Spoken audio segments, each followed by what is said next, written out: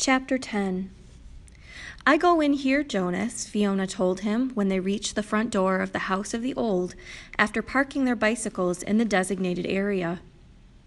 "I don't know why I'm nervous," she confessed. "I've been here so often before." She turned her folder over in her hands. "Well, everything's different now," Jonas reminded her. "Even the nameplates on our bikes," Fiona laughed.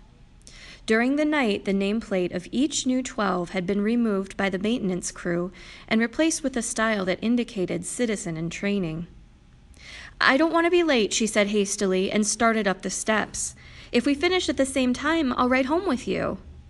Jonas nodded and waved to her and headed around the building toward the annex, a small wing attached to the back. He certainly didn't want to be late for his first day of training either. The annex was very ordinary, its door unremarkable. He reached for the heavy handle, then noticed a buzzer on the wall, so he buzzed instead. "Yes," the voice came through a small speaker above the buzzer. "It's Jonas. I'm the new... come in." A click indicated that the door had been unlatched.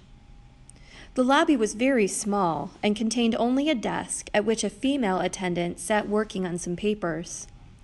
She looked up when he entered, then, to his surprise, she stood. It was a small thing, the standing, but no one had ever stood automatically to acknowledge Jonas's presence before. "Welcome, receiver of memory," she said respectfully. "Oh, please," he replied uncomfortably. "Call me Jonas." She smiled, pushed a button, and he heard a click that unlocked the door to her left. "You may go right on in," she told him. Then she seemed to notice his discomfort and to realize its origin. No doors in the community were locked, ever. None that Jonas knew of, anyway. "The locks are simply to ensure the receiver's privacy because he needs concentration," she explained. "It would be difficult if citizens wandered in looking for the Department of Bicycle Repair or something." Jonas laughed, relaxing a little. The woman seemed very friendly, and it was true, in fact it was a joke throughout the community, that the Department of Bicycle Repair, an unimportant little office, was relocated so often that no one ever knew where it was. "There's nothing dangerous here," she told him. "But," she added, glancing at the wall clock, "he doesn't like to be kept waiting." Jonas hurried through the door and found himself in a comfortably furnished living area. It was not unlike his own family unit's dwelling. Furniture was standard throughout the community, practical, sturdy, the function of each piece clearly defined: a bed for sleeping, a table for eating, a desk for studying. All of those things were in this spacious room, though each was slightly different from those in his own dwelling. The fabrics on the upholstered chairs and sofa were slightly thicker and more luxurious. The table legs were not straight like those at home, but slender and curved, with a small carved decoration at the foot. The bed, in an alcove at the far end of the room, was draped with a splendid cloth, embroidered over its entire surface with intricate designs. But the most conspicuous difference was the books. In his own dwelling, there were the necessary reference volumes that each household contained, a dictionary and the thick community volume, which contained descriptions of every office, factory, building, and committee. And the Book of Rules, of course. The books in his own dwelling were the only books that Jonas had ever seen. He had never known that the other books existed. But this room's walls were completely covered by bookcases, filled, which reached to the ceiling. There must have been hundreds, perhaps thousands of books, their titles embossed in shiny letters. Jonas stared at them. He couldn't imagine what the thousands of pages contained. Could there be rules beyond the rules that governed the community? Could there be more descriptions of offices and factories and committees? He had only a second to look around because he was aware that the man sitting in a chair beside the table was watching him. Hastily, he moved forward and stood before the man, bowed slightly, and said, "I'm Jonas." "I know. Welcome, receiver of memory." Jonas recognized the man. He was the elder who had seemed separate from the others at the ceremony, though he was dressed in the same special clothing that only elders wore. Jonas looked self-consciously into the pale eyes that mirrored his own. "Sir, I apologize for my lack of understanding." He waited, but the man did not give the standard accepting of apology response. After a moment, Jonas went on, "But I think," he corrected, reminding himself that if precision of language were ever to be important, it was certainly important now, in the presence of this man, "that you are the receiver of memory. I was only selected yesterday. I'm not anything at all, not yet." The man looked at him thoughtfully, silently. It was a look that combined interest, curiosity, concern, and perhaps a little sympathy as well. Finally, he spoke. "Beginning today, this moment, at least to me, you are the receiver. I have been the receiver for a long time, a very, very long time. You can see that, can't you?" Jonas nodded. The man was wrinkled, and his eyes, though piercing in their unusual lightness, seemed tired. The flesh around them was darkened into shadowed circles. "I can see that you are very old," Jonas responded with respect. The old were always given the highest respect. The man smiled. He touched the sagging flesh on his own face with amusement. "I am not actually as old as I look," he told Jonas. "This job has aged me. I know I look as if I should be scheduled for release very soon, but actually I have a good deal of time left.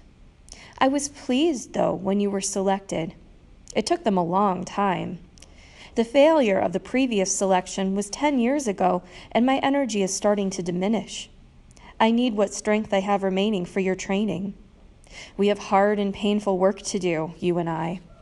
Please, sit down," he said, and gestured toward the nearby chair. Jonas lowered himself onto the soft, cushioned seat. The man closed his eyes and continued speaking. "When I became a 12, I was selected as you were. I was frightened, as I'm sure you are." He opened his eyes for a moment and peered at Jonas, who nodded. The eyes closed again. "I came to this very room to begin my training. It was such a long time ago. The previous receiver seemed just as old to me as I do to you. He was just as tired as I am today." He sat forward suddenly, opened his eyes, and said, "You may ask questions. I have so little experience in describing this process. It is forbidden to talk of it."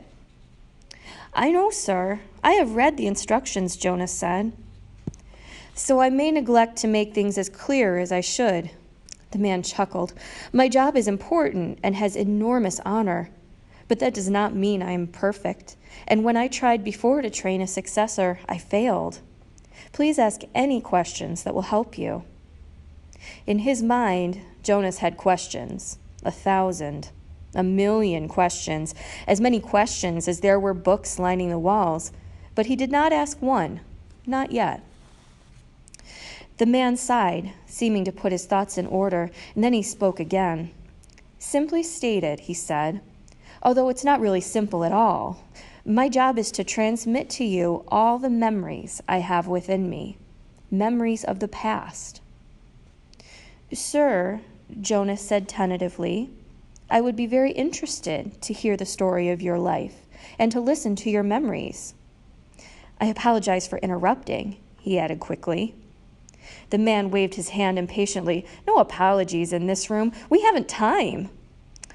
"Well," Jonas went on, uncomfortably aware that he might be interrupting again, "I am really interested. I don't mean that I'm not, but I don't exactly understand why it's so important. I could do some adult job in the community, and in my recreation time, I could come and listen to stories from your childhood. I'd like that. Actually," he added, "I've done that already in the House of the Old. The old like to tell about their childhoods, and it's always fun to listen."